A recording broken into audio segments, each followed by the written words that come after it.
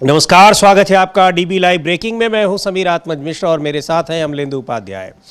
बिहार में एनडीए सरकार का गठन होने जा रहा है। मुख्यमंत्री नीतीश कुमार को, निवर्तमान मुख्यमंत्री जो है नीतीश कुमार, उनको जनता दल यूनाइटेड के विधायक दल का नेता चुन लिया गया है अब से थोड़ी देर पहले। अब एनडीए की भी दोपहर बाद बैठक होने वाली है और ये बैठक, बीजेपी की भी आज विधायक दल की बैठक हो रही है। 2 दिन पहले ही होनी थी लेकिन वो टल गई थी और इधर बीच बीजेपी और जेडीयू के बीच अभी भी तकरार जारी है। किन मुद्दों पर जारी है उस पर हम चर्चा करेंगे, बात करेंगे। लेकिन यहाँ बीजेपी के नेताओं की ओर से और जेडीयू के नेताओं की ओर से भी ये बताया गया है कि कल सुबह 11:30 बजे पटना के गांधी मैदान में नीतीश कुमार एक बार फिर मुख्यमंत्री पद की शपथ लेंगे। और इधर एक बड़ी खबर, बड़ा झटका लगा है केंद्र सरकार को सुप्रीम कोर्ट से, उस पर भी बात करेंगे। लेकिन पहले बात करते हैं बिहार में किस तरीके से बम्पर जीत के बावजूद सरकार गठन में किस तरह की दिक्कतें आ रही हैं और क्या कुछ हो रहा है। खासकर बीजेपी और जेडीयू के बीच रस्साकशी जमकर चल रही है और अभी भी ये रस्साकशी जारी है। यहाँ तक कि अब ये 3:30 बजे एनडीए की विधायक दल की बैठक होनी है और एनडीए की विधायक दल की बैठक में बहुत संभव है कि नीतीश कुमार को ही मुख्यमंत्री चुना जाए। लेकिन स्पीकर और मंत्रियों की संख्या को लेकर अभी भी दोनों पार्टियों में जमकर रस्साकशी चल रही है और विवाद है। इनकी वजह से अभी तक ये फैसला नहीं हो पाया कि सरकार गठन करने का प्रस्ताव राज्यपाल के पास ले जाए। हालांकि अब ये उम्मीद जताई जा रही है कि आज ही सरकार बनाने का दावा नीतीश पेश कर सकते हैं राज्यपाल से मिलकर। लेकिन 2 दिन पहले जब उन्होंने कैबिनेट की बैठक की और उसके बाद वो राज्यपाल से मिलने गए, तब उन्होंने इस्तीफा भी नहीं दिया और दावा भी पेश नहीं किया। केवल उन्होंने कैबिनेट की बैठक की जानकारी दी कि विधानसभा भंग करने की सिफारिश की, यानी कैबिनेट में ये प्रस्ताव पारित हुआ है। अब क्या कुछ होना है, ये रस्साकशी क्यों चल रही है और क्या ये अभी आगे भी चलती रहेगी? क्योंकि यहाँ अमलेंदु जी, बीजेपी और जेडीयू ये दोनों ही पार्टियां एक दूसरे पर भरोसा नहीं कर पा रही हैं और इसकी वजह यह है कि लगभग बराबर सीटें दोनों की हैं। भारतीय जनता पार्टी पहले से ही ये मंशा पाले हुए थी कि नीतीश कुमार को मुख्यमंत्री नहीं बनाना है, लेकिन अब सीटें इतनी ज़्यादा हैं नीतीश कुमार के पास भी और नीतीश कुमार के पास विकल्प भी मौजूद हैं, इसलिए उसकी मजबूरी है। लेकिन नीतीश कुमार को भी ये लगता है कि ये लंबा सिलसिला नहीं चलेगा, यानी पूरे कार्यकाल तक ये मुख्यमंत्री शायद ही बीजेपी उनको बनाए। इसीलिए स्पीकर के पद को लेकर जमकर खींचतान मची हुई है।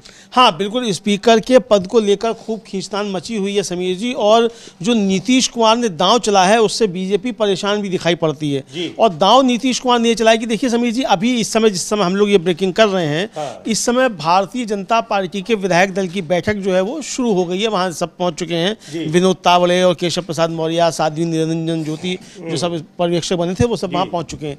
इतने ज़्यादा पर्यवेक्षकों को भेजा जाना ये कुछ बताता है कि बीजेपी के अंदर कुछ ना कुछ चल रहा है। दूसरा, जितने भी बयान अभी तक आ रहे हैं बीजेपी के नेताओं के समीर जी, वो खुलकर नीतीश कुमार बनेंगे मुख्यमंत्री ये नहीं कह रहे हैं। केवल दिलीप जायसवाल जो है उनका बयान आया है कि 3:30 बजे एनडीए विधायक दल की नेता होगी और कल नीतीश कुमार शपथ ग्रहण करेंगे। बाकी किसी बीजेपी नेता का नहीं आया। शहनवाज हुसैन जो बीजेपी के बड़े नेता हैं और मोदी जी के बहुत प्रिय समझे जाते हैं, उनको स्पेशली केंद्रीय मंत्री रहने के बाद वो राज्य में मंत्री बनने गए थे। हाँ, उनका भी इंटर के बाद हाई स्कूल हुआ तो केंद्र में मंत्री रहने के बाद वो बिहार विधान परिषद में सदस्य बने, एमएलसी बने, उसके बाद फिर मंत्री उनको बनाया गया। तो मोदी जी के कहने से ही उनको मंत्री बनाया गया। उनका कहना है कि एनडीए की सरकार बन गई है, बहुत लोग खुश हैं और 3:30 बजे एनडीए की बैठक होगी, उसमें एनडीए विधायक दल का नेता चुना जाएगा। ये नहीं कहा कि नीतीश कुमार चुने जाएंगे। तो अब नीतीश कुमार का जो दांव है वो नीतीश कुमार ने दांव यही चला है कि नीतीश कुमार ने पहले बुला ली बैठक जेडीयू की, जेडीयू विधायक दल का नेता नीतीश कुमार चुन लिए गए हैं। अब जब एनडीए की बैठक होगी तो उस एनडीए की बैठक में नीतीश कुमार जेडीयू विधायक दल के नेता की हैसियत से उपस्थित होंगे।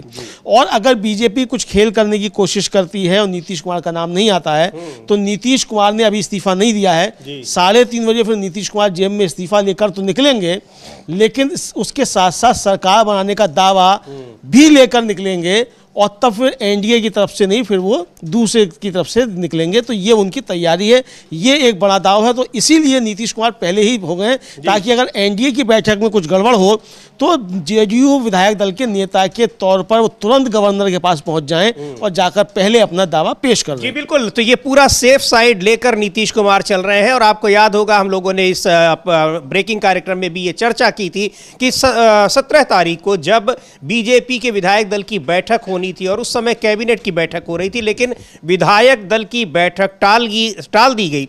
उसके बाद कैबिनेट की बैठक के केवल कैबिनेट में क्या प्रस्ताव पारित हुआ है, केवल उसकी सूचना दी। हालांकि उस दिन इस्तीफे की तैयारी के साथ और सरकार बनाने का दावा पेश करने की बात कही जा रही थी, लेकिन यह सारा काम नहीं किया। उसको नीतीश कुमार ने भी टाल दिया, बीजेपी के विधायक दल की बैठक। और अब आज बीजेपी के भी विधायक दल की बैठक हो रही है, लेकिन इससे पहले जनता दल यूनाइटेड की विधायक दल की बैठक हुई, जिसमें नीतीश कुमार को जेडीयू विधायक दल का नेता चुना गया।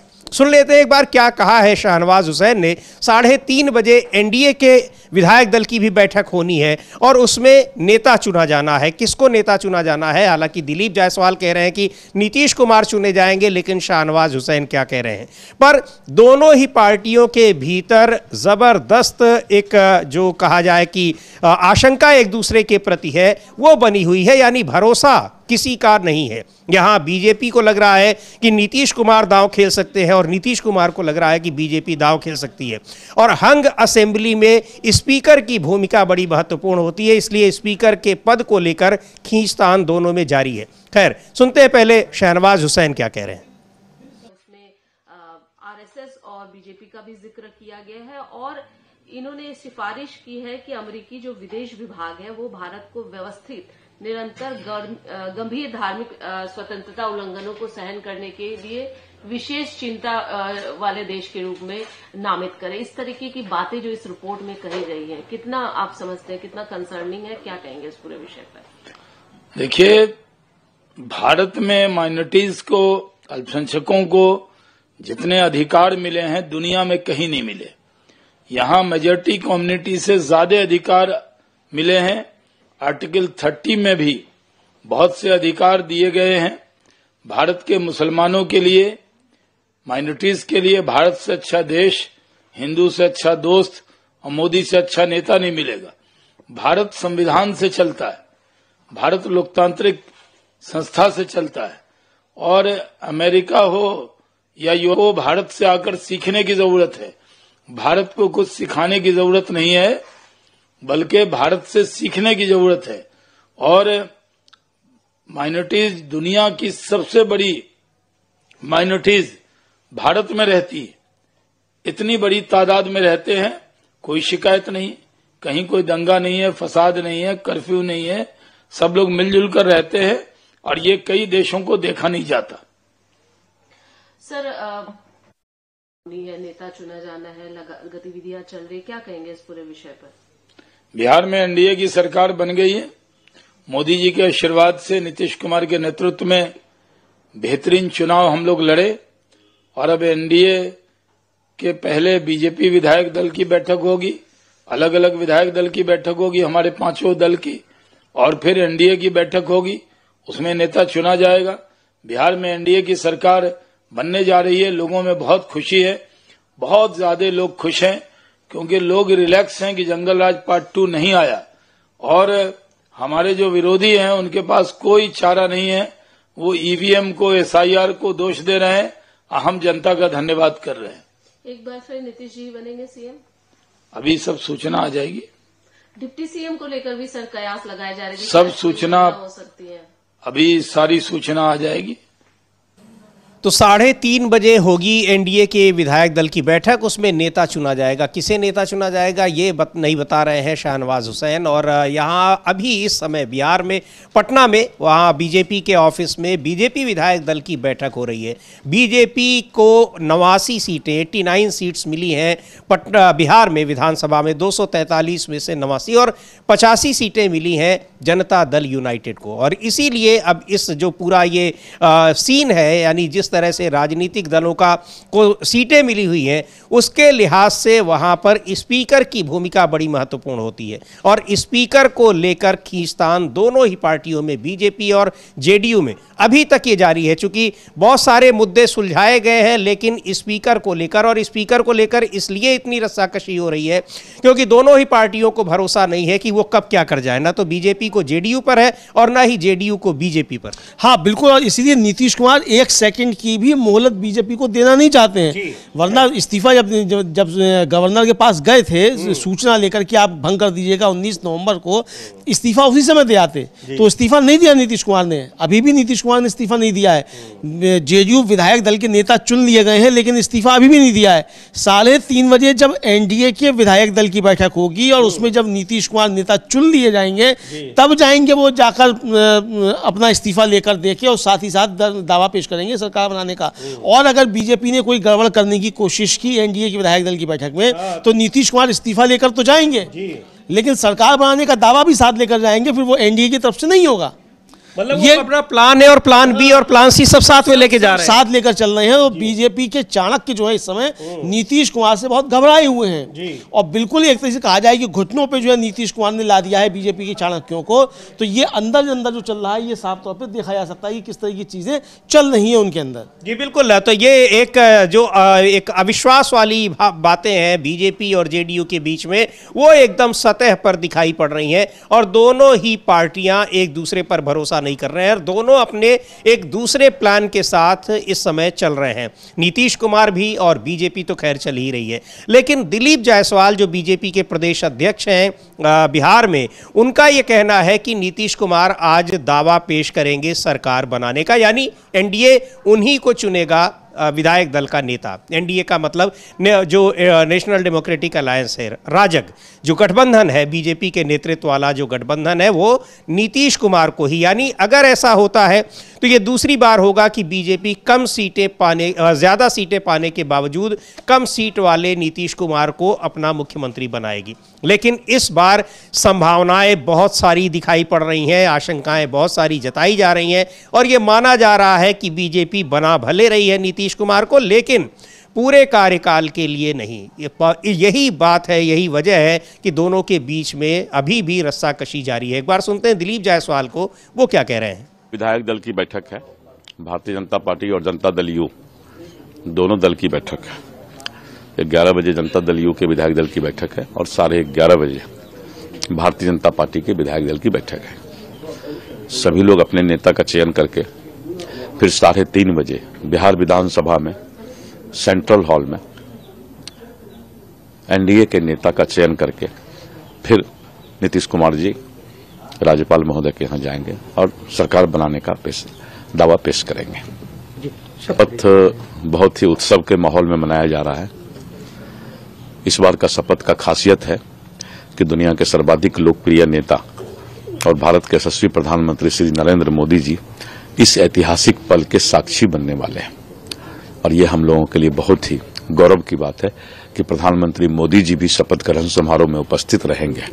इसके साथ साथ यह शपथ जो है करीब 2 लाख से ज्यादा बिहार के मतदाता भी इस शपथ ग्रहण समारोह में ऐतिहासिक पल के साक्षी बनेंगे और ये शपथ ग्रहण समारोह आने वाले विकसित बिहार के सपना को पूरा करने के लिए होगा। एक बड़ी के साथ आप लोग सरकार बनाने जा रहे हैं, तो अब पूरा कार्यक्रम बता रहे हैं और कल शपथ ग्रहण होगा और उसमें 2 लाख से ज़्यादा लोग आएंगे, प्रधानमंत्री नरेंद्र मोदी भी वहाँ पहुँचेंगे, ये सारा कार्यक्रम बता रहे हैं। लेकिन जो सबसे महत्वपूर्ण बात यह है कि वो है स्पीकर के पद पर किस तरीके से बीजेपी और जेडीयू के बीच खींचतान मची हुई है। हालांकि अभी तक जो खबरें निकल कर आ रही हैं उसमें यह है कि 2 डिप्टी सीएम होंगे बीजेपी के, उसके बाद कोई मंत्री होंगे और मंत्री शायद इस बात पर भी दोनों पार्टियां अड़ी हुई हैं कि मंत्रियों की संख्या भी बराबर होनी चाहिए। लेकिन सबसे महत्वपूर्ण जो मुद्दा है वो है स्पीकर का, जिसको लेकर बीजेपी और जेडीयू के बीच में खींचतान चल रही है, अभी भी चल रही है। हाँ बिल्कुल, अभी भी जो है खींचतान चल रही है दोनों के बीच में और बीजेपी के विधायक दल की बैठक चल रही है समीर जी। उसमें अभी बीजेपी विधायक दल का नेता नहीं चुना गया है। हाँ। बीजेपी विधायक दल का नेता कौन होगा इससे भी काफी कुछ संकेत मिल जाएंगे बीजेपी की आगे की रणनीति पर कि वो नीतीश कुमार के साथ आगे चलकर क्या करेगी, ये भी इससे संकेत साफ तौर पर मिल जाएंगे। नीतीश कुमार इस बात को अच्छे तरीके से समझ रहे हैं कि बीजेपी आज नहीं तो कल जो है उनके साथ छल करेगी और जो राशिद अल्वी ने कहा था वो कि अभी बना भी देगी तो थोड़े समय बाद गिरा देगी, तो ये नीतीश कुमार भी इस बात को अच्छी तरीके से समझ रहे हैं। तो नीतीश कुमार ने अपने सारे दांव जो हैं वो एकदम तैयार रखे हैं। पहला दांव तो यही चला है उन्होंने कि पहले ही वो एनडीए के विधायक दल के नेता चुने जाते, उससे पहले जेडीयू के विधायक दल के नेता चुन लिए गए। सवाल यहाँ पे ये पैदा होता है समीर जी कि आखिर नीतीश कुमार को इतनी जल्दी क्या थी कि एनडीए की बैठक से पहले वो जेडीयू के विधायक दल के नेता चुने जाएं। नरेंद्र मोदी तो आज तक जो है बीजेपी संसदीय दल के नेता नहीं चुने गए हैं, एनडीए के नेता चुनकर वो प्रधानमंत्री बने हुए हैं। तो नीतीश कुमार भी एनडीए के विधायक दल के नेता चुने जाते की अगर तैयारी पूरी है तो चुने ही जाते, तो फिर जेडीयू का पहले चुनने की क्या आवश्यकता थी और बीजेपी का अलग से अभी चुनने की क्या आवश्यकता थी एनडीए का विधायक दल चुनने से पहले। इसका मतलब कि अंदर अंदर काफी ज्यादा संघर्ष चल रहा है और अभी भी कुछ चीजें शायद सेटल नहीं हो पाई और नीतीश कुमार इंतजार कर रहे हैं कि 3:30 बजे क्या परिस्थितियां बनती हैं और नीतीश कुमार उसी हिसाब से फिर अपना दांव आगे का चलेंगे। फिलहाल उन्होंने दांव चल दिया है कि वो इस समय एनडीए विधायक दल के नेता हैं और भारतीय जनता पार्टी विधायक दल का नेता जब चुना जाएगा तब मालूम पड़ेगा कि क्या 3:30 बजे कोई और खेल भी हो सकता है, नीतीश कुमार के अलावा कोई और भी नाम आ सकता है बीजेपी की तरफ से, जो मतलब एनडीए की तरफ से जिस पर नीतीश कुमार की और जेडीयू की सहमति ना हो। बहुत सारी चीजें 3:30 बजे तक स्पष्ट नहीं हो पाएंगी क्योंकि अभी दांव पे चले जा रहे हैं एक दूसरे के खिलाफ। और लेकिन एक चीज इसमें और भी महत्वपूर्ण है अमलेदू जी, जो कहा जा रहा है कि अभी बीजेपी भले बना रही है लेकिन वो पूरे 5 साल पूरे कार्यकाल के लिए बनाती है कि नहीं, ये बात अभी इसको लेकर आशंकाएं हैं। पर अभी बनाना बीजेपी की बड़ी मजबूरी भी है क्योंकि नीतीश कुमार का जो प्लान भी है वो बीजेपी के साथ रहने के बजाय कहीं ज्यादा मजबूत दिखाई पड़ रहा है। और ये भी है कि जो एनडीए के बाकी घटक दल हैं वो बड़ी मजबूती के साथ नीतीश कुमार के साथ दिख रहे हैं, बीजेपी के साथ नहीं दिखाई पड़ रहे हैं। यहां तक कि खुद चिराग पासवान भी, हाँ बिल्कुल, चिराग पासवान भी जो है अंदरूनी तौर पर वो नीतीश कुमार के साथ हैं और बीजेपी के साथ दिखाई नहीं पड़ रहे हैं। और हनुमान तो बने थे वो, लेकिन हनुमान की बनने की अब कीमत उन्होंने वसूल कर ली है। तो अब चिराग पासवान भी इस स्थिति में है कि अब चाहे तो बीजेपी को उसी तरीके से डील कर सकते हैं जैसे नीतीश कुमार अब तक डील करते रहे। तो यानी एक तरह से कहा जाए कि 5 उंगलियां घी में जो हैं वो नीतीश कुमार के भी हैं और चिराग पासवान के भी हैं। तो दोनों के पास ये ताकत है कि वो बीजेपी को इस समय कायदे से डील कर सकते हैं, ये देखा जा सकता है समझिए। लेकिन यहाँ जो महत्वपूर्ण चीज़ है वो यही है कि बीजेपी जिसको अपना विधायक दल का नेता चुनती है उसके जरिए ये तय हो जाएगा कि अगर नीतीश कुमार एनडीए के विधायक दल के नेता चुने भी जाते हैं और मुख्यमंत्री की शपथ लेते भी हैं तो नीतीश कुमार कितने दिन तक मुख्यमंत्री बने रहेंगे बीजेपी के समर्थन से, ये देखने वाली चीज़ होगी। तो हो सकता है कि अभी नीतीश कुमार की रणनीति ये हो कि किसी तरीके से विधायक दल का नेता चुन लिया जाए, सरकार बना ली जाए और उसके बाद बीजेपी को अंदर ही अंदर से जो है काटा जाए। और बीजेपी की भी तैयारी ये होगी कि किसी तरीके से अभी ठीक है मामले को शांत रखा जाए, संदेश गलत ना जाए कि साहब ये महाराष्ट्र करना चाहते थे बिहार में भी और नीतीश कुमार को शिंदे बनाना चाहते थे, लेकिन समय आने पर नीतीश के साथ वही किया जाए इसी तरीके से। तो लेकिन नीतीश कुमार ने अपने दांव बिल्कुल फिट रखे हुए हैं और पहला दांव जो है उन्होंने चल दिया है, उससे बीजेपी भौचक है। जी बिल्कुल, उससे यानी यहाँ पर दांव पेच जबरदस्त तरीके से अभी भी चल रहे हैं और नीतीश कुमार इस दांव पेच में न सिर्फ आगे निकलते दिखाई पड़ रहे हैं बल्कि बहुत मजबूत भी दिखाई पड़ रहे हैं क्योंकि उनके पास दोनों ही विकल्प मौजूद हैं और दोनों ही विकल्प ऐसे हैं जो नीतीश कुमार को मुख्यमंत्री बना रहे हैं। तो अब हालांकि ये चर्चाएं हैं कि उनकी बातचीत और जो डील है वो महागठबंधन के साथ भी हुई है, लेकिन हुई हो या ना हुई हो, अगर ऐसी स्थिति आती है तो महागठबंधन उनको समर्थन देने में पीछे नहीं हटेगा, ये उनको पता है, या फिर इतना उन्होंने इत्मीनान कर लिया हो, बातचीत कर ली हो, इसकी कोई जानकारी नहीं है। पर यहां जिस तरीके से ये संदेह जताया जा रहा है कि नीतीश कुमार बनते भी अगर हैं और अब बनना लगभग तय ही माना जा रहा है, हालांकि 3:30 बजे जो विधायक दल की बैठक होगी जब उसमें चुने जाएंगे तभी ये चीज आधिकारिक रूप से मानी जाएगी, लेकिन अभी तक की खबरों के मुताबिक वो बन रहे हैं मुख्यमंत्री, पर आगे भी बने रहेंगे इस बात को लेकर आशंकाएं हैं और यही वजह है कि बीजेपी और जेडीयू के बीच तालमेल का अभाव दिख रहा है और स्पीकर के पद को लेकर दोनों के बीच में खींचतान जारी है। फखरुल हसन चांद समाजवादी पार्टी के प्रवक्ता हैं, उनका भी कहना है कि ये लंबे समय तक ये नहीं चलने वाला है और बीजेपी नीतीश कुमार को हटाएगी। और क्या कुछ चल रहा है बीजेपी और जेडीयू के बीच में, बम्पर बहुमत के बावजूद सरकार बनाने में इतनी देरी क्यों हो रही है, इन सब को लेकर उन्होंने भी अपनी प्रतिक्रिया दी है, सुनते हैं उनको। देखिए, नीतीश कुमार जी वो समाजवादी सोच के नेता रहे हैं और उनके राज में जो पीडीए है, समाजवादी पार्टी को भरोसा है कि जब मुख्यमंत्री की शपथ लेंगे तो पीडीए के हक और अधिकार उनको मिलते रहेंगे। भारतीय जनता पार्टी की साजिश उनके मुख्यमंत्री रहते नहीं चलेगी। तो समाजवादी पार्टी नीतीश कुमार जी को बधाई देती है, शुभकामनाएं देती है कि वो मुख्यमंत्री पद की शपथ लेने जा रहे हैं और वो आगे बिहार को लेके चले, इसकी हम उम्मीद करते हैं।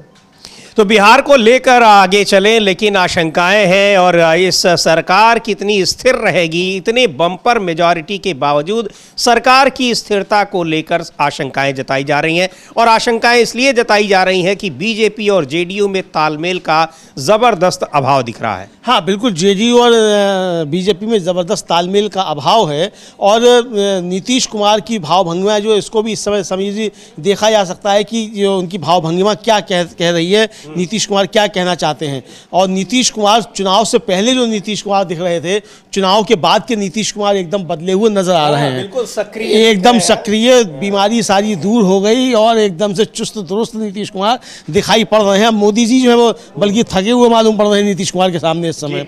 तो ये देखने में आ रहा है। लेकिन जो सबकी निगाहें जो टिकी हुई हैं समीर जी, वो टिकी हुई हैं कि बीजेपी विधायक दल, देखिए बीजेपी विधायक दल के सम्राट चौधरी जो हैं वो चुन लिए गए हैं। अब समीर जी अब स्पष्ट हो गया कि बीजेपी की राजनीति क्या है। सम्राट चौधरी अगर बीजेपी विधायक दल के नेता चुने गए हैं तो नीतीश कुमार का बीजेपी के समर्थन से लंबे समय तक मुख्यमंत्री बने रहना असंभव है। ये एकदम संकेत बीजेपी ने दे दिया है। यानी बीच भंवर में नीतीश के साथ बीजेपी कोई ना कोई खेल कर सकती है। और जो अमलेंदु जी, अभी इसकी आधिकारिक घोषणा नहीं हुई है, लेकिन ये खबरें आ रही हैं कि सम्राट चौधरी बीजेपी विधायक दल के नेता चुन लिए गए। और बिल्कुल आप सही कह रहे हैं कि अगर सम्राट चौधरी को चुन लिया गया है तो ये नीतीश कुमार के लिए खतरे की घंटी है। बिल्कुल नीतीश कुमार के लिए खतरे की घंटी है। एक तो जाति का समीकरण देखिए, है ना, तो उस हिसाब से भी। और ऐसा कैसे हो सकता है कि भाई आपका चीफ मिनिस्टर जो है वो भी ओबीसी हो और डिप्टी चीफ मिनिस्टर वो भी ओबीसी हो। ये अब जब विधायक दल वोट महिलाओं के लिए है, कोई महिला ना हो उसमें, कोई महिला ना हो उसमें, ये भी आता है। तो अब ये बड़ी खबर जो इस समय आ रही है अभी जो है, ये देखा जाएगा कि सम्राट चौधरी जो हैं वो चुने गए हैं। अगर जो खबरें आ रही हैं कि नेता चुने गए हैं, सूत्रों के हवाले से अभी स्पष्ट घोषणा आ जाएगी, बाहर कोई ना कोई बीजेपी का नेता आकर करेगा इसकी घोषणा। तो अगर ये चुने गए हैं तो फिर इसका मतलब जो शाम 3:30 बजे है उसमें भी कुछ ना कुछ अब संचय, अब की 3:30 बजे की बैठक और भी ज्यादा महत्वपूर्ण हो गई, बहुत ज्यादा महत्वपूर्ण हो गई है। तो अब जो है संशय बढ़ गया है कि 3:30 बजे क्या दांव पे चलाया जाएगा।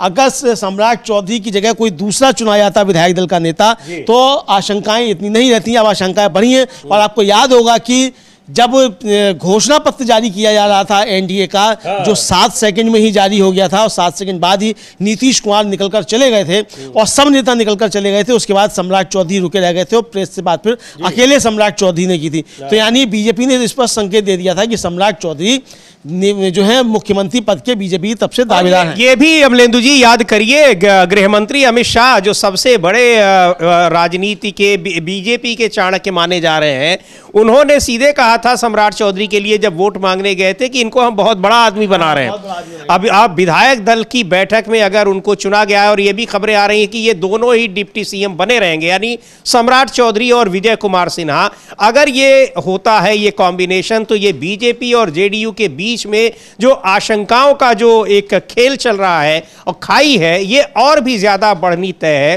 क्योंकि नीतीश कुमार ये जो आशंकाएं हैं कि उनको लंबे समय तक मुख्यमंत्री नहीं बनाया जाएगा, वो और भी ज्यादा पुख्ता हो रही हैं। और नीतीश कुमार खैर प्लान बी तैयार किए हुए हैं, लेकिन और भी एक दिक्कत है अमलेंदु जी, अगर ज्यादा ये लंबा खिंचता है तो नीतीश कुमार का प्लान भी फिर कितना सफल हो पाएगा, ये भी बड़ा सोचने समझने वाली बात है। देखिए समीर, नीतीश कुमार का प्लान भी तो हमेशा तैयार रहेगा, हर क्षण तैयार रहेगा।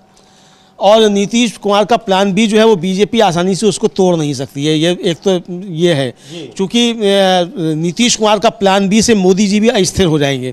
तो भारतीय जनता पार्टी पहले तोड़ने की कोशिश करेगी जेडीयू को, तो अब देखना ये कि वो कोशिश में कितनी कामयाब होती है। सम्राट चौधरी को विधायक दल का नेता बीजेपी का चुना जाना ही इसकी तब संकेत साफ साफ है कि नीतीश कुमार के साथ कुछ ना कुछ खेल निश्चित तौर पर किया जाएगा। ये इसकी तरफ इशारा दे रहा है। तो वो खेल समझा जा सकता है, लेकिन नीतीश कुमार का प्लान भी जो है वो काफ़ी ज़्यादा मजबूत नज़र आ रहा है। और जैसा कि राशिद अल्वी ने कहा था, तो राशिद अल्वी ने जो कहा, तो मुझे लगता है कि ऐसी बातें जो है सार्वजनिक तौर पर आकर कहनी नहीं चाहिए किसी भी राजनेता को, क्योंकि ये सारी चीज़ें अंदर अंदर तैयारियां की जाती हैं। बहरहाल वो राशिद अल्वी के मुंह से चाहे निकल गया हो, चाहे जानबूझ निकाला हो। हालांकि राशिद अल्वी जो हैं वो, समीर जी आपको याद होगा कि वो नीतीश कुमार और आरिफ मोहम्मद खान के साथ जनता दल में एक साथ रहे हैं, बड़े नेता रहे हैं और लोकसभा सदस्य भी रहे हैं, है ना। तो साथ साथ रहे, बसपा में भी रहे, कांग्रेस में रहे, लेकिन उनकी राजनीति की शुरुआत जो है वो जनता दल से है और इन्हीं के साथ ही हैं। तो राशिद अल्वी ने अगर कुछ बात कही है तो ये बेसबब नहीं है। राशिद अल्वी का कुछ कहना बेसबब नहीं है, कुछ ना कुछ मामला है जो राशिद अल्वी ने कहा है। तो बीजेपी भी इसको लेकर सतर्क है, इसलिए बीजेपी अपना विधानसभा अध्यक्ष चाहती है ताकि समय आने पर नीतीश कुमार के सांसद भी तोड़ लिए जाएं और नीतीश कुमार के विधायक भी तोड़ लिए जाएं। लेकिन ये संभव नीतीश कुमार होने नहीं देंगे, इसलिए वो चाहते हैं कि स्पीकर भी उनका ही होगा ताकि बीजेपी के हाथ में कुछ रहे ही नहीं कि वो कुछ गड़बड़ कर पाए विधानसभा के अंदर। बिल्कुल, और चूंकि नीतीश कुमार के सामने विकल्प है और बहुत मजबूत विकल्प है, तो इसलिए बीजेपी जल्दी छेड़छाड़ तो नहीं करेगी, लेकिन हाँ आगे भी पूरे 5 साल उनको मुख्यमंत्री बनाए रहेगी, इसकी तो बिल्कुल गारंटी नहीं है। और ये इस बात का एहसास खुद नीतीश कुमार को है, इसलिए वो अपने साथ लगातार अपना जो प्लान भी है वो तैयार रखे हुए हैं। अब 3:30 बजे एनडीए की बैठक होगी, एनडीए के विधायक दल की बैठक होगी, उसमें नेता चुना जाएगा। नीतीश कुमार को ही ये माना जा रहा है कि नेता चुना जाएगा। बीजेपी के जो प्रदेश अध्यक्ष है बिहार के, वो कह भी चुके हैं। लेकिन बड़ी खबर यह है कि अब बिहार में बीजेपी के विधायक दल की बैठक में सम्राट चौधरी को नेता और विजय कुमार सिन्हा को उपनेता चुना गया है। अमलेंदु जी, ये भी बिहार के मतदाताओं को एक बड़ा संदेश है। सबसे ज्यादा जो विवादित व्यक्ति रहे सम्राट चौधरी, और उनके ऊपर गंभीर अपराध थे और यहाँ पर फर्जी डिग्री के बहुत सारी चीजें प्रशांत किशोर ने कही थी। तो बीजेपी शायद ये भी संदेश देना चाह रही हो कि उनके नेताओं के ऊपर कितने भी बड़े आरोप लगा दिए जाएं, अगर वो बीजेपी में है तो बाकायदा वो धुले हुए हैं, उन पर कोई आरोप नहीं है। हाँ, सभी धुले हुए हो या ना हो, लेकिन एक बात अच्छी है, बीजेपी ये संकेत देती है कि हम अपने आदमी का बुरे समय में साथ नहीं छोड़ते हैं। चाहे वो यौन अपराधी हो, चाहे वो हत्या का अपराधी हो, चाहे वो किसी भी का हो, कोई भी आरोप हो, तो उस पर अगर आरोप रखते हैं तो बीजेपी उसका साथ नहीं छोड़ती है। ये अब तक बीजेपी की रणनीति रही है। तो ये एक हिसाब से आप कह सकते हैं कि साहब ये गलत है कि भाई आरोप लग रहे हैं और आप उसके साथ खड़े हुए, लेकिन दूसरे नजरिए से आप देखें तो ये अच्छी बात है कि भाई हमारा अगर आदमी है तो अगर वो अच्छा है तो अच्छा है ही, और खराब है तब भी वो अच्छा है, हम उसके साथ खड़े हुए उसके खराब में। तो इसीलिए चिन्मयानंद से लेकर कुलदीप सेंगर तक और ब्रजभूषण शरण सिंह तक, सम्राट चौधरी तक, सबके साथ बीजेपी मजबूती के साथ खड़ी रही है। तो ये एक अच्छाई के तौर पे भी आप देख सकते हैं राजनीतिक नजरिए से, लेकिन अगर नैतिकता के नजरिए से देखें तो ये खराब है। लेकिन तो उसकी कोई बात नहीं है। वो तो जब प्रधानमंत्री खुद ही चुनावी सभाओं में कट्टा बम गोली की बात करते रहे और वहां की जनता ने बम पर वोट दे दिया, ऐसा कहा जा रहा है। ऐसा कहा जा रहा है और ये कहा जा रहा है कि प्रधानमंत्री का कट्टा देख के बिहार की जनता डर गई कि ये तो गोली भी चला देते हैं, तो इसलिए डर के वोट दे दिया कि वरना फिर ये कट्टा चलाएंगे और गोली चलवाएंगे। तो ये भी हो सकता है। अब ये तरह तरह की बातें हैं लोग कर रहे हैं, लेकिन ये एक तरीके से साफ तौर पे समझा जा सकता है कि अभी खेल बिहार में काफी कुछ बाकी है। 3:30 बजे जब एनडीए विधायक दल की बैठक हो जाती है, नीतीश कुमार मुख्यमंत्री के उसमें चुन लिए जाते हैं और जाकर गवर्नर को अपना इस्तीफा सौंपकर नई सरकार बनाने का दावा पेश कर देते हैं। तब तक बहुत कुछ अस्पष्ट बिहार में है और मुझे लगता है कि 3:30 बजे तक काफी कुछ गहमा गहमी रहेगी। इस सर्द मौसम में बिहार की राजनीति में काफी गर्मी देखने को मिल रही है। समीर जी, बिल्कुल गर्मी देखने को मिल रही है। और ताजा खबर यह है कि बिहार में बीजेपी के विधायक दल की बैठक हुई, जिसमें सम्राट चौधरी को नेता और विजय कुमार सिन्हा को उपनेता चुना गया। और यह भी है कि ये दोनों ही नीतीश सरकार में डिप्टी सीएम बनेंगे। इससे पहले जेडीयू की विधायक दल की बैठक हुई, जिसमें नीतीश कुमार को नेता चुना गया। अब 3:30 बजे एनडीए के घटक दलों की बैठक होनी है, उसमें माना जा रहा है कि नीतीश कुमार को नेता चुना जाएगा। लेकिन एक बार फिर विपक्ष इस पूरे चुनाव को कतई स्वीकार नहीं कर रहा है और लगातार जो वोट चोरी और एसआईआर और चुनावी प्रक्रिया में धांधली की शिकायतें हैं, उनको लेकर हमलावर है, सरकार पर भी, केंद्र सरकार पर भी और चुनाव आयोग पर भी। कांग्रेस पार्टी के उत्तर प्रदेश के अध्यक्ष हैं अजय राय, सुनते हैं उनको क्या कहा है उन्होंने। कोई भरोसा नहीं है, अभी भी लगातार उनका आरोप है, कहना है कि अभी कई सारे खुलासे होने बाकी हैं, कैसे इस चुनाव में चुनाव आयोग ने अपनी भूमिका निभाई है एनडीए को चुनाव जितवाने में। सुनते हैं अजय राय को क्या कह रहे हैं। नहीं, पूरे जो हमारे 12 स्टेट के अंदर SIR लागू किया गया। वो सभी प्रदेश अध्यक्ष और प्रदेश के CLP लीडर और प्रभारी गण थे, सब में ये चीज़ें हुई हैं। सबको दिशा निर्देश हमारे नेतृत्व से मिला है कि उसमें कैसे काम करना है। बढ़ चढ़ के सभी कार्यकर्ता लगे हैं, हमारे डटकर काम कर रहे हैं और कहीं भी जो ये गलत करना चाहते हैं चुनाव आयोग और BJP मिलकर, वो हम होने नहीं देंगे, डटकर लड़ेंगे। और 12 राज्यों में SIR का ऐलान किया है चुनाव आयोग ने। उसको लेकर कल बड़ी बैठक हुई कांग्रेस पार्टी को और इस SIR की प्रक्रिया पर लगातार सवाल उठ रहे हैं। बड़ा आंदोलन, एक बड़ा प्रदर्शन करने की भी बात कही गई है। एक बार सुनते हैं जो कांग्रेस के तमाम नेता हैं और इसको लेकर खास तौर से हरियाणा, महाराष्ट्र और बिहार, वहां पर जिस तरीके से आंखों के सामने ये पूरा खेल हुआ है, उसको लेकर एक बड़ा आंदोलन बड़े आंदोलन की तैयारी में विपक्ष दिख रहा है और जो घटक दल हैं वो भी इसमें साथ हैं। चूंकि SIR और EVM और वोट चोरी, इसको लेकर विपक्षी दल बिल्कुल साथ है। उनका यह कहना है कि हम कहीं अगर जीत भी गए हैं तब भी उससे कोई फर्क नहीं पड़ता है। ये लगातार ये चर्चाएं हो रही हैं, ये बातें हो रही हैं। रणदीप सुरजेवाला हैं, एक बार सुनते हैं क्या कुछ कहा है उन्होंने SIR को लेकर और कल कांग्रेस पार्टी की बैठक में जो कुछ हुआ। मुझे लगता है अमलेंदु जी कि ये चुनाव आयोग ने घोषणा तो की है, लेकिन ये जिस तरीके से वो SIR कराना चाह रहा है बहुत मुश्किल है। हालांकि अभी 26 नवंबर को सुप्रीम कोर्ट में भी सुनवाई है, देखना है कि वहां क्या कुछ होता है, लेकिन इतना आसान नहीं होगा। 26 नवंबर को सुप्रीम कोर्ट में सुनवाई है समीर जी, और केरल सरकार जो पहुंची है SIR को लेकर, उस पर अब शुक्रवार को सुनवाई है और CJI जस्टिस BR गवई की बेंच जो है उस पर सुनवाई करेगी। आज कपिल सिब्बल ने इस मामले को मेंशन किया तो उस पर CJI गवई ने कहा कि नो सीनियर्स फॉर मेंशनिंग, मतलब कोई सीनियर एडवोकेट जो है वो मेंशन नहीं करेगा, अपने जूनियर को भेजिए। इस पर उन्होंने एपोलॉजी जाहिर की सिब्बल ने और उनके जो सहायक थे उन्होंने उसको सबमिट किया।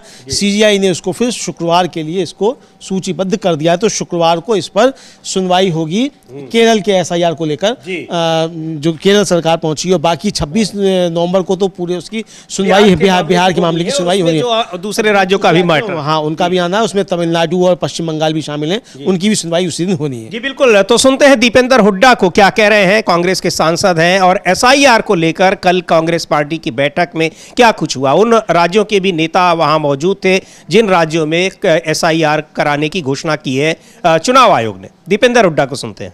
हमारा कैंपेन है जो राहुल गांधी जी ने जो हमारी पत्रकार वार्ता के माध्यम से जिस तरीके से चुनाव आयोग के साथ मिलीभगत करके भाजपा ने मतदाता सूची में व्यापक गड़बड़ घोटाला किया है और हर तरीके से चुनाव के नतीजों को प्रभावित करने के लिए साम दाम दंड भेद यंत्र मंत्र तंत्र के प्रयोग किए गए।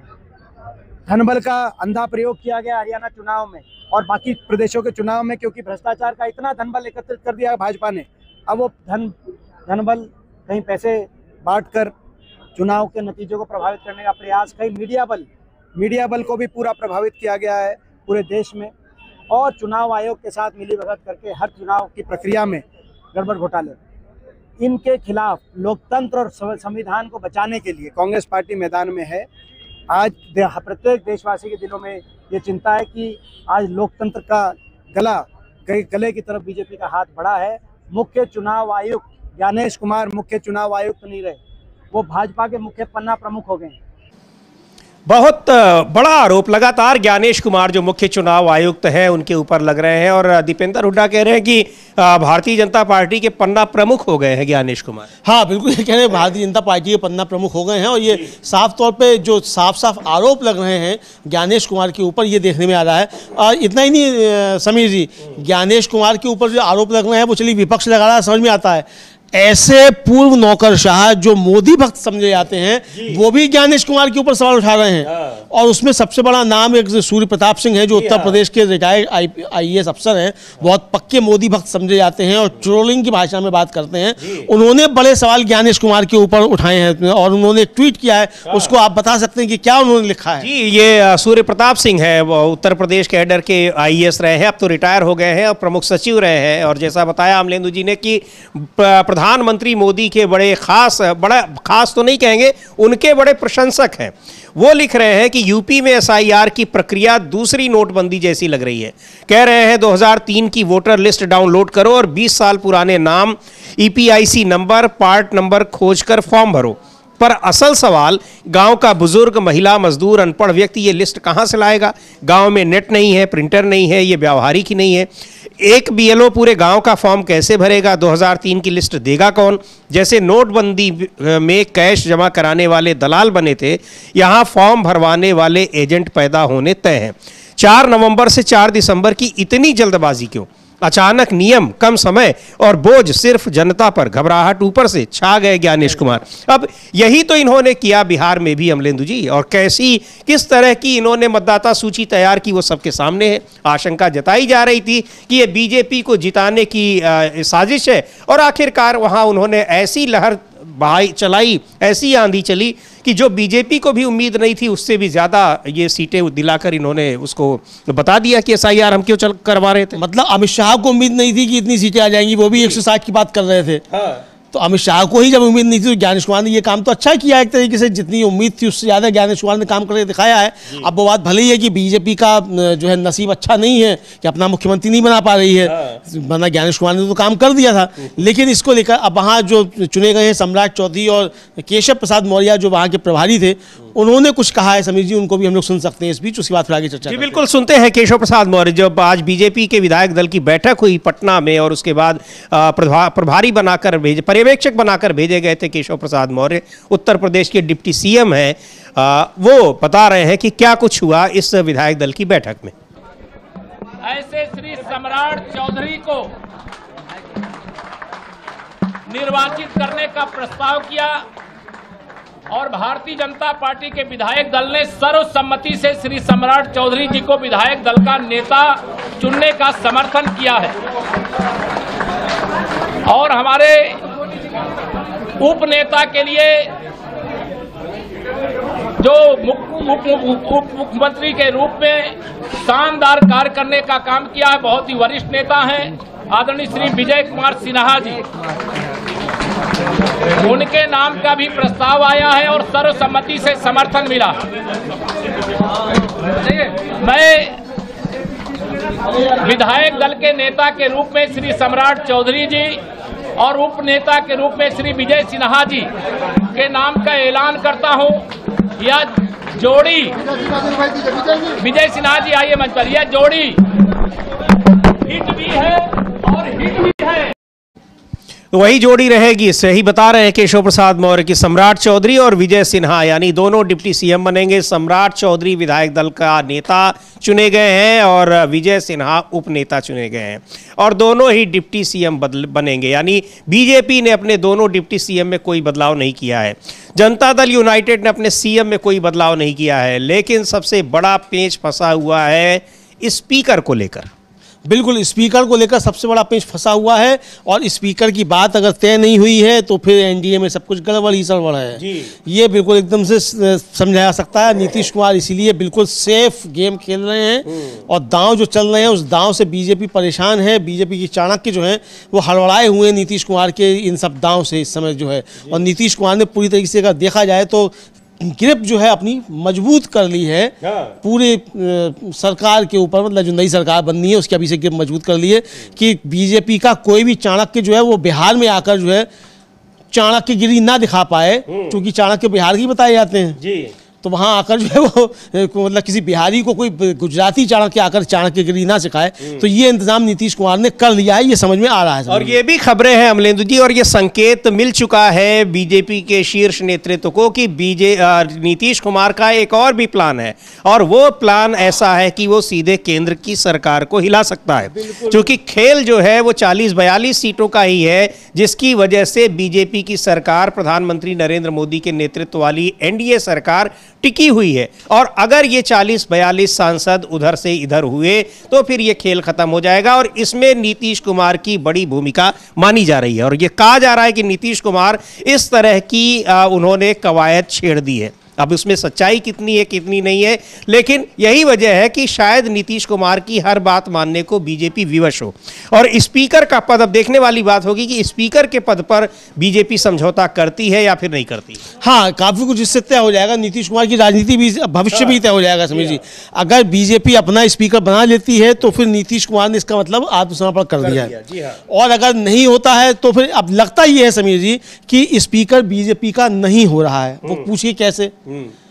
वो ऐसे कि जब सम्राट चौधरी चुन लिए गए नेता बीजेपी विधायक दल के, और उपनेता चुन लिए गए विजय कुमार सिन्हा, और दोनों ही रहेंगे डिप्टी चीफ मिनिस्टर, तो चर्चा तो यही थी कि अगर स्पीकर बनाया जाएगा तो विजय कुमार सिन्हा को बनाया जाएगा, ताकि जिनसे नीतीश कुमार को जो है उन पे अंकुश लगाया जा सके। इसलिए अब ये संकेत मिल रहा है कि डिप्टी सीएम अगर बन रहे हैं विजय कुमार सिन्हा, तो फिर स्पीकर नीतीश कुमार का ही बन रहा है। इसका मतलब बीजेपी ने हथियार डाल दिए हैं, ये भी हो सकता है। बाकी 3:30 बजे के बाद जब नीतीश कुमार जाएंगे सरकार बनाने का दावा पेश करने, तब मालूम पड़ेगा वस्तुस्थिति क्या है। तो ये अब दोनों बातें हम लेंदू जी, अगर स्पीकर नीतीश कुमार की पार्टी का नहीं होता है तो इसका मतलब नीतीश कुमार ने हथियार डाल दिए हैं। लेकिन अगर बीजेपी नीतीश कुमार के स्पीकर को बनाने पर तैयार होती है तो फिर इसका मतलब कि केंद्र की सरकार हिलने का खतरा उसको महसूस हो गया है, और इसी वजह से फिर वो समझौता करने को तैयार। अदरवाइज किसी भी कीमत पर बीजेपी स्पीकर के पद से समझौता नहीं करने वाली है। हाँ बिल्कुल, ये समझ में आ गया है कि अगर बिहार में मुख्यमंत्री बनाने की चाहत ज्यादा रखी और अटल जी का सपना पूरा करने की कोशिश की, तो मोदी जी जहां बैठे हुए हैं वो दिवा स्वप्न हो जाएगा फिर जी। तो ये दिन में तारे नजर आ जाएंगे। तो इसलिए जो है हो सकता है कि बैकफुट पे जाए बीजेपी और नीतीश कुमार का दांव काम कर जाए कि मगध की तरफ मत देखो, पाटलिपुत्र की तरफ अगर देखोगे तो इंद्रप्रस्थ से चले जाओगे। अगर पाटलिपुत्र की तरफ गड़बड़ करने की कोशिश करोगे, पाटलिपुत्र के पाए हिलाने की कोशिश करोगे, तो इंद्रप्रस्थ के पहिए हिल जाएंगे। चक्रव्यूह ये रच दिया है नीतीश कुमार ने, तो ये फंसे हुए नजर आ रहे हैं मोदी शाह नीतीश कुमार के इस चक्रव्यूह में कि अगर पाटलिपुत्र को अस्थिर करने की कोशिश की तो इंद्रप्रस्थ का सिंहासन डोल जाएगा। जी बिल्कुल, और ये आशंका है, अगर इस बात की आशंका होगी तो ये कभी नहीं चाहेंगे, और ऐसी स्थिति में नीतीश कुमार चाहे जो शर्त रखें उसको बीजेपी मानने को विवश होगी। अब देखना है स्पीकर को लेकर क्या होता है। स्पीकर का पद जेडीयू के पास जाता है या फिर भारतीय जनता पार्टी के पास। और 3:30 बजे एनडीए के घटक दलों की बैठक होगी, विधायक दल की बैठक होगी, जिसमें नेता चुना जाएगा। और बीजेपी ने भी अपना नेता चुन लिया है, सम्राट चौधरी को, और विजय कुमार सिन्हा को उपनेता। ये दोनों बीजेपी की तरफ से डिप्टी सीएम बनेंगे, और नीतीश कुमार को चुना है जनता दल यूनाइटेड ने विधायक दल का नेता। लेकिन यहाँ जो एसआईआर को लेकर और चुनावी प्रक्रिया को लेकर जो सवाल उठ रहे हैं वो और ज्यादा गहराते जा रहे हैं। सुप्रिया श्रीनेत को सुनते हैं क्या कह रही हैं, किस तरीके से एसआईआर के जरिए और चुनाव आयोग की मदद से बिहार का चुनाव जीता गया है, और उसी पैटर्न पर जिस पैटर्न पर महाराष्ट्र का चुनाव जीता गया था। नहीं, मुझे लगता है इसकी ब्रीफिंग बहुत डिटेल में हो चुकी है, उस पर मैं जबरदस्ती बोल के क्यों आपका वक्त जाया करूं। पूरी तरह से एसआईआर पर जो करने की कोशिश की जा रही है ये सोची समझी सुनियोजित साजिश है वोट काटने की, और इस पर हम बड़ी सजगता से हर जगह काम कर रहे हैं। हमारे जितने भी प्रदेश अध्यक्ष और बाकी लीडर्स आए थे उस पर सजगता से काम कर रहे हैं। लेकिन असल में एसआईआर के माध्यम से जो वोट देने का अधिकार है उस पर सबसे कड़ा प्रहार किया जा रहा है। तो एसआईआर को लेकर यहां विपक्ष हमलावर है, बड़े आंदोलन की तैयारी में है, और उधर बिहार में एनडीए सरकार बनाने की पहले बीजेपी ने भी विधायक दल की बैठक में नेता और उपनेता चुन लिया, सम्राट चौधरी और विजय कुमार सिन्हा को। केशव प्रसाद मौर्य ने कहा इन दोनों को चुना गया है, दोनों फिट भी हैं और हिट भी हैं। हिट तो अमलेंदु जी समझ में आता है कि दोनों डिप्टी सीएम थे, चुनाव फिर जीत गए हैं, तो हिट तो माना जाएगा, भले ही उसमें भूमिका चाहे किसी की रही हो, अंपायर की रही हो। लेकिन ये फिट किस बात को लेकर कह रहे हैं? सम्राट चौधरी के लिए कह रहे हैं या विजय सिन्हा, या फिर दोनों के लिए? नहीं, दोनों के लिए कह रहे होंगे। और हिट की बात जो कह रहे हैं समीर जी, ये हिट की बात तो ये है कि आपको याद होगा हिट किए गए थे विजय कुमार सिन्हा चुनाव वाले दिन। हाँ, उनके तो बड़ा विरोध हुआ था और वो धमकी भी दे रहे थे कि सब यहाँ गुंडा राज है नीतीश कुमार के राज में, और डीएम एसएसपी जो है सब गुंडा गर्दी करा रहे हैं, गुंडा राज है और बुलडोजर चलवाएंगे। ये कहते हुए सुने गए थे, वो काफी ज्यादा जो था वो वायरल हुआ था।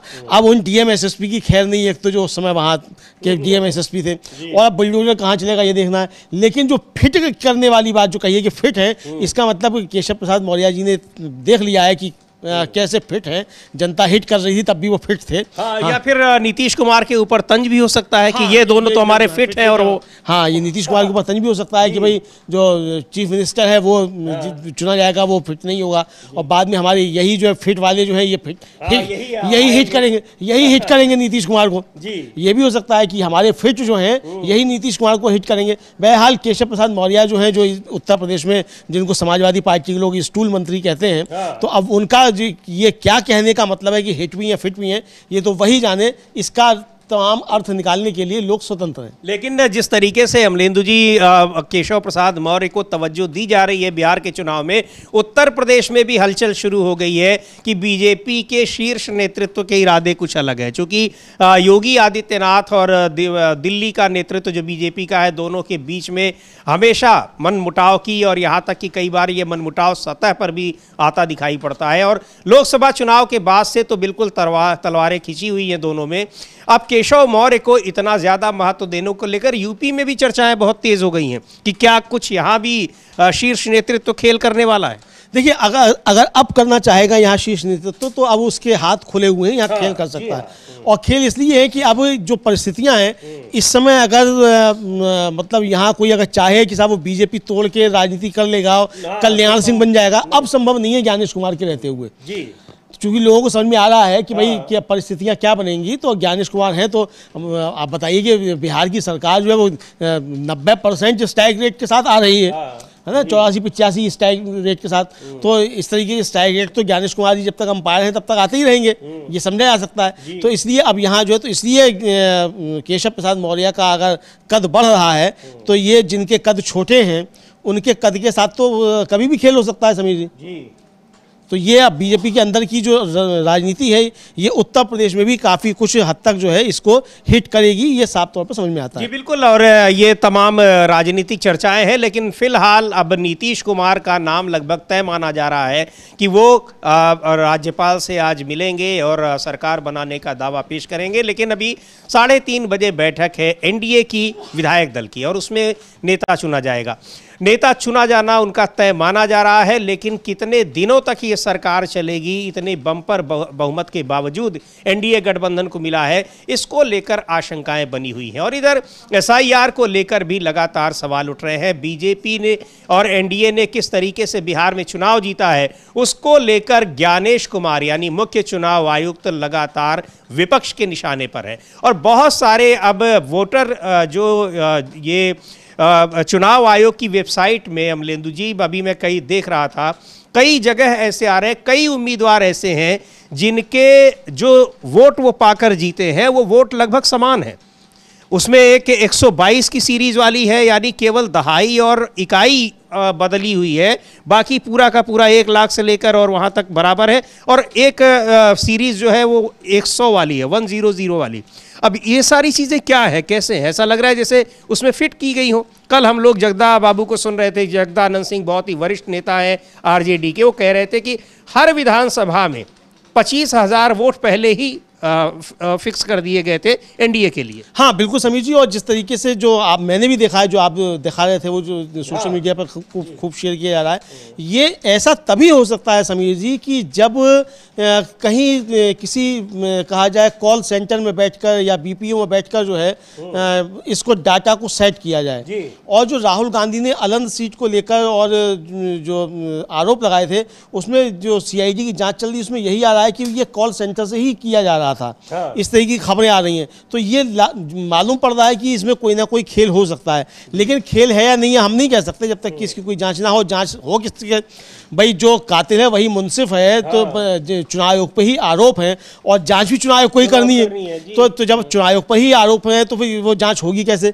लेकिन समाजवादी पार्टी के सांसद है सनातन पांडे, बल यासी, और उनका लोकसभा चुनाव के दौरान काफी ज्यादा वायरल हुआ था कि या तो अगर गड़बड़ी की गई तो या तो मेरी लाश आएगी बाहर या डीएम की लाश आएगी, इस तरीके से कहा था। तो गड़बड़ी की गई तो, लेकिन वो चुनाव जीत कर आए तो किसी की भी खैर लाश वाश नहीं आई। लेकिन अब उन्होंने एक और बड़ी बात कही है चुनाव आयोग को लेकर और भारतीय जनता पार्टी को लेकर, और उनका साफ कहना है कि चुनाव आयोग भाजपा की बी टीम के रूप में काम कर रहा है, जिसका जीता जागता उदाहरण बिहार का चुनाव है। जी, सुन लेते हैं सनातन पांडे समाजवादी पार्टी के सांसद हैं बलिया से, क्या कह रहे हैं, कैसे आरोप लगा रहे हैं और कैसे पूरा जो चुनाव है बिहार का उसको असंवैधानिक बता रहे हैं। चुनाव आयोग किस तरीके से बीजेपी के साथ मिलकर, केंद्र सरकार के साथ मिलकर ये पूरी की पूरी मतदान की प्रक्रिया को प्रभावित कर रहा है और बीजेपी के पक्ष में वो वोट दिलवा रहा है। सुनते हैं सनातन पांडे को।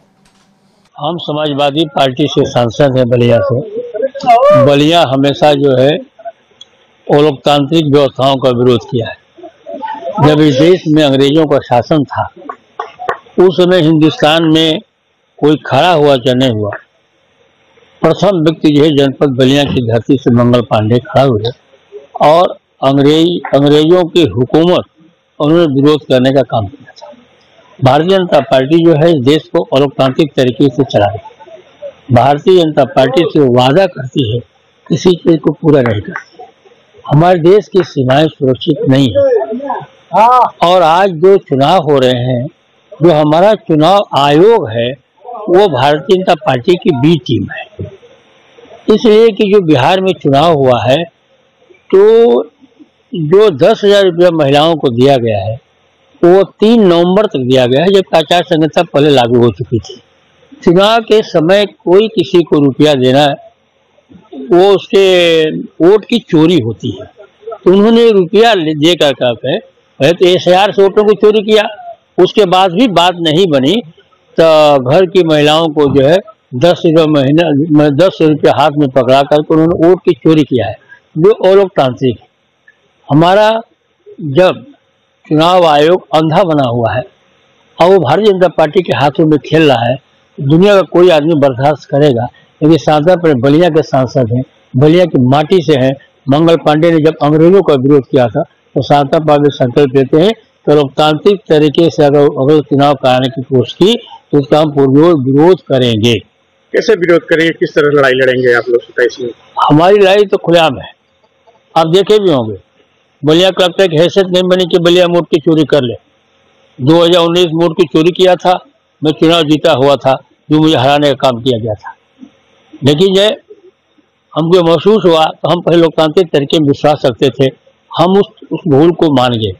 लेकिन मैंने 2014 के चुनाव में कहा था कि चुनाव में अगर जनता मुझे नकार देती है तो जनादेश को स्वीकार करके मैं बाहर आ जाऊँगा। आज भी मैं कह रहा हूँ, और दुनिया में चले चाहे न चले, समाजवादी पार्टी उत्तर प्रदेश का चुनाव मजबूती के साथ, सतर्कता के साथ, SRI की निगरानी के साथ, लोकतांत्रिक मूल्यों को बचाने के लिए जैसे भारतीय जनता पार्टी सत्ता में रख लाना चाहेगी उससे कहीं भी कम जो समाजवादी पार्टी नहीं होगी।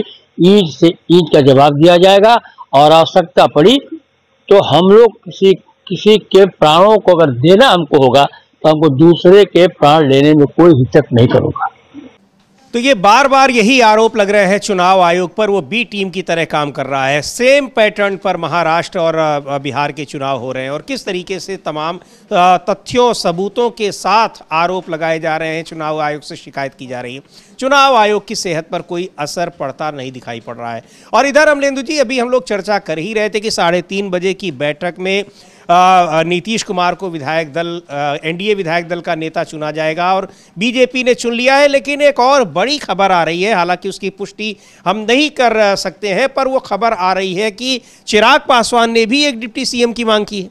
उनके पास भी 19 विधायक हैं और स्ट्राइक रेट की बात करें तो उनका भी स्ट्राइक रेट जबरदस्त रहा है। हाँ बिल्कुल, लगता ही है समीर जी कि बिहार में इस बार शायद 1 दर्जन के आसपास डिप्टी चीफ मिनिस्टर हो सकते हैं, क्योंकि अब चिराग पासवान ने भी मांगा है, जीतन राम मांझी भी मांगेंगे, उपेंद्र कुशवाहा भी मांगेंगे और इससे आगे बढ़कर नीतीश कुमार भी मांगेंगे कि भाई आपको 2 क्यों दे दिए जाए, एक हमको भी चाहिए, तो नीतीश कुमार को भी चाहिए। तो 1 दर्जन से ज़्यादा डिप्टी CM बिहार में हो सकते हैं। बहरहाल ये उठापटक का दौर अभी जारी है और अगर नाराज हो जाते हैं चिराग पासवान तो अब चिराग पासवान बेचारे अकेले नाराज होकर क्या करेंगे।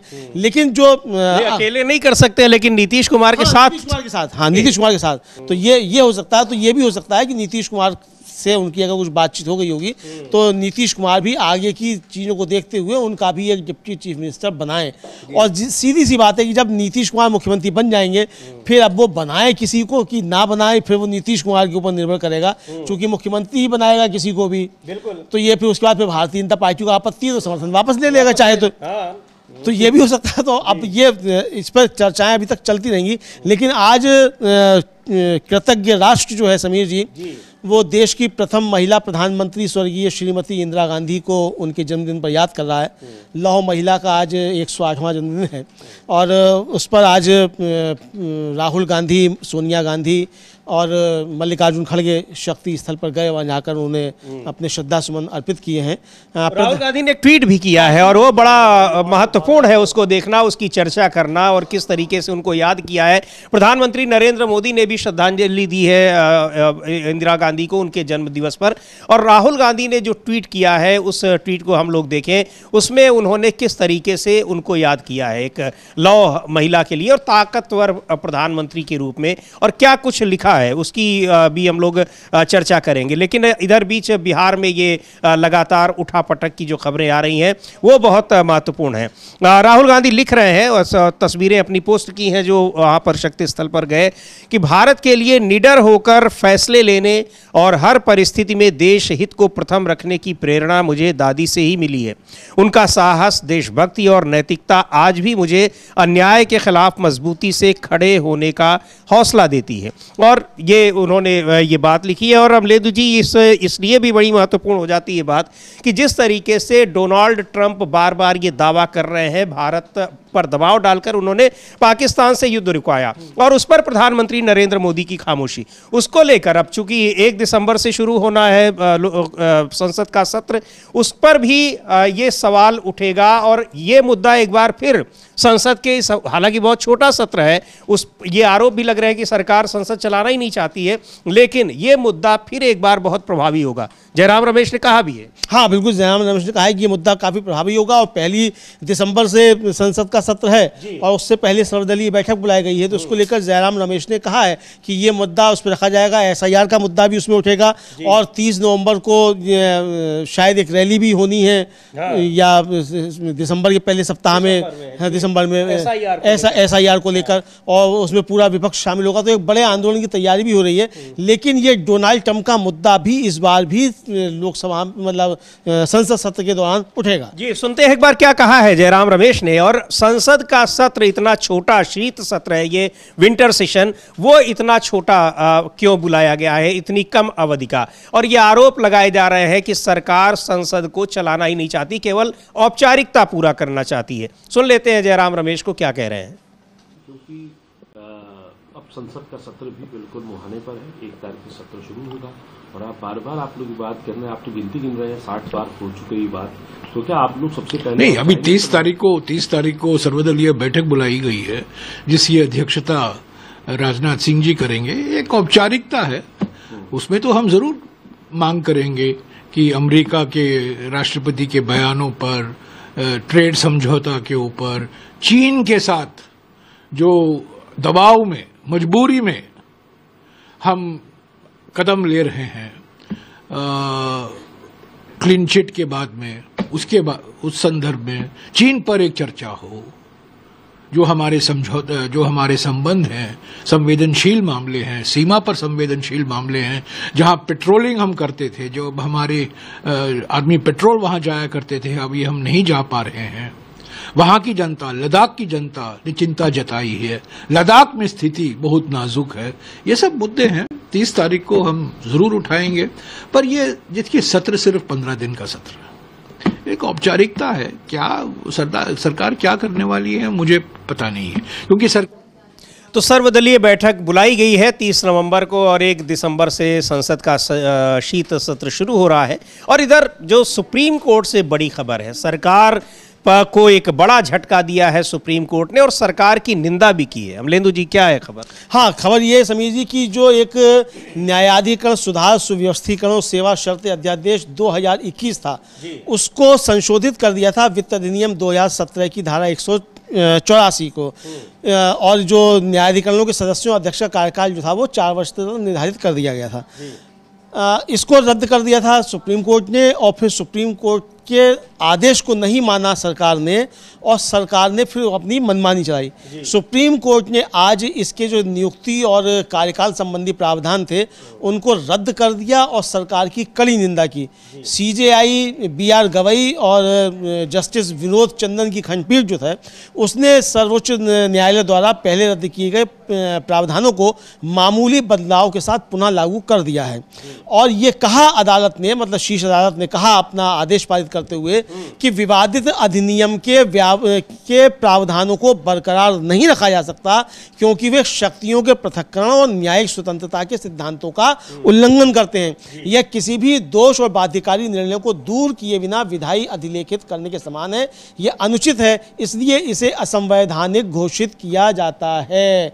यानी सरकार ने जो संशोधन किया था उसको असंवैधानिक घोषित कर दिया सुप्रीम कोर्ट ने। यह सरकार के लिए बहुत कड़ा तमाचा जो है सुप्रीम कोर्ट की तरफ से समझा जा सकता है। और न्यायालय ने कहा कि न्यायाधिकरणों के कामकाज पर न्यायालय के बार बार दिए गए निर्णयों का पालन ना करना जो है वो इसके लिए केंद्र सरकार की निंदा की। और ये निंदा करते हुए कहा कि हमें इस बात पर अपनी नाराजगी व्यक्त करनी चाहिए कि भारत संघ ने जारी किए गए निर्देशों का पालन ना करने का विकल्प चुना है और न्यायाधिकरणों की स्वतंत्रता और कार्य प्रणाली के सिद्धांत का पालन करने के बजाय उन्हीं प्रावधानों को फिर से लागू कर दिया है। पहले से ही कई मामले लंबित हैं और ऐसे मामलों में बहुमूल्य न्यायिक समय खर्च होता है और सरकार को न्यायिक उदाहरणों का उचित सम्मान करते हुए अपनी शक्ति का प्रयोग करना चाहिए ताकि न्यायिक समय का उपयोग न्याय प्रदान करने में हो सके। और इसी तरह से न्यायालय ने केंद्र सरकार को 3 महीने के अंदर एक राष्ट्रीय न्यायाधिकरण आयोग गठित करने का निर्देश दिया। यदि एक तरीके से सीधे कहा जाए कि संविधान के साथ खिलवाड़ करने का आरोप लगा रहे हैं और नाराजगी जता रहे हैं। क्यों? एक तो आपने जो अध्यादेश था उसको आपने वित्त अधिनियम के जरिए संशोधित कर दिया। पहले तो इसी में नाराजगी जताई, उसको फिर सुप्रीम कोर्ट ने रद्द किया, आपने फिर उसको लागू कर दिया, तो ये नाराजगी जताई। तो इसी तरीके से समीर जी अब ये मामला SIR का पहुंच रहा है और इसके बाद जो मामला जो वहां है नियुक्तियों का मामला मुख्य चुनाव आयुक्तों की, उसमें भी सुप्रीम कोर्ट के आदेश की अवहेलना सरकार ने की जो कानून बनाया। इसको लेकर भी वहां मामला भी पड़ा हुआ है नियुक्तियों को लेकर, उस पर भी जब सुनवाई होगी तो हो सकता है कि उस पर भी इसी तरीके से रद्द कर दिया जाए। तो ये एक बड़ी खबर सुप्रीम कोर्ट से भी बिल्कुल। तो ये सुप्रीम कोर्ट से एक बड़ी खबर रही और सरकार के लिए एक बड़ा झटका है। सरकार की निंदा भी की सुप्रीम कोर्ट के दोनों जजों ने, जस्टिस BR गवई और जस्टिस विनोद कुमार ने। तो ये एक बड़ी खबर सुप्रीम कोर्ट से रही, लेकिन सबकी निगाहें इस समय बिहार पर है कि वहां क्या हो रहा है। और अब अभी तक तो मामला बीजेपी और जेडीयू के बीच चल रहा था स्पीकर को लेकर, लेकिन चिराग पासवान ने अपनी पार्टी के लिए डिप्टी सीएम की मांग करके एक नया उसमें पेच फंसा दिया है। हालांकि 3:30 बजे एनडीए विधायक दल की बैठक होनी है जिसमें सोमवार को नेता चुना जाएगा। क्या कुछ होता है आगे, क्या ये जो पेच दिखाई पड़ रहे हैं ये अभी उलझे रहेंगे या फिर सुलझ जाएंगे या कुछ समय के लिए सुलझेंगे, लेकिन बाद में क्या कुछ होगा उसको लेकर सभी पार्टियां एनडीए